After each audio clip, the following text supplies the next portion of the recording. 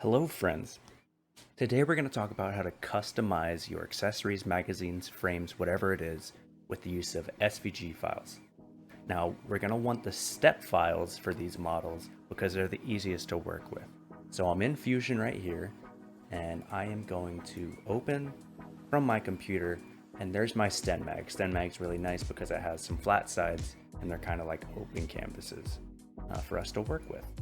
Cool, so I've uploaded that into Fusion, but next we need to go find our image. So I'm gonna go open up Google and we are going to search for a cat outline. It's best to have black and white. It makes it a little bit easier.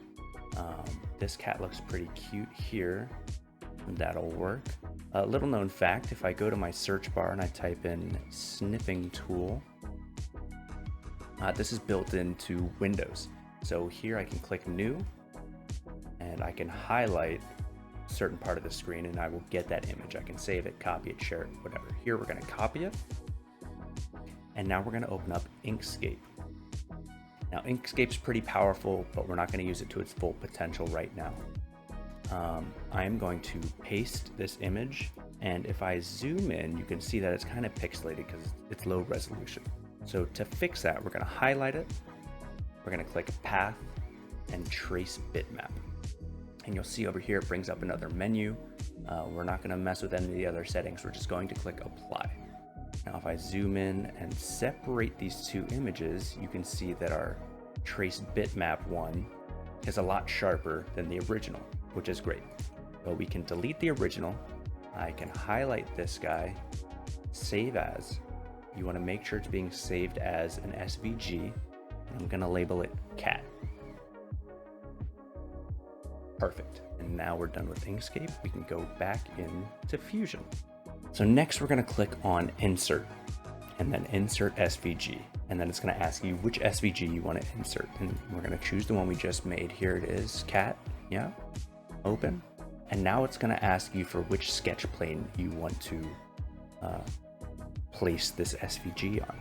And it has to be a flat face. Any flat face will do. So we'll choose the side of our magazine here. And there you can see it popped up and it's asking us to move it where we want it. So I can move it one of two ways. I can use these arrows to move it on a single plane, or I can click the square and then free move it around. There we go. We also have this little button right here, which we can scale it up or down.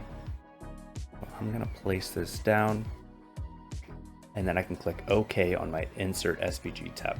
Okay, and there it is. Now, while we're still in our sketch palette, we can add traditional things like our basic shapes. I'm going to add a text box. Cool. Yep. And it is going to say, Danny loves cats. If I can spell. There we go. Danny loves cats. We're going to click OK. Make sure everything looks good, which it does. And I'm going to finish sketch. So now we can see these outlines are placed on the wall of our magazine and we're going to extrude them. And I'll click on my text here and I'm going to extrude it -0.5 millimeter, which is going to cut it out of the side of the magazine. And then I'm going to do the same for the cat. So you see the cat has an outline. So everything in blue is what's going to be extruded. So I'm going to do the outline here. We'll do his eyes, his nose, his little mouth. And that should be it. And again, we're going to go -0.5 millimeters. It's going to cut into the side of the magazine. And if I unhighlight the sketch itself, you'll see that that is now in the model. Our next step is going to be making it into an STL so we can put it into our slicer. So here I have body 1, which is actually the StenMag body itself. I'm going to right click, save as mesh. We're going to call this our cat StenMag. Sweet. Next I can open Cura. Cat StenMag, there it is. And we can see our image and text is on the side of our magazine. Let's slice this. Give it a good preview. And there you go.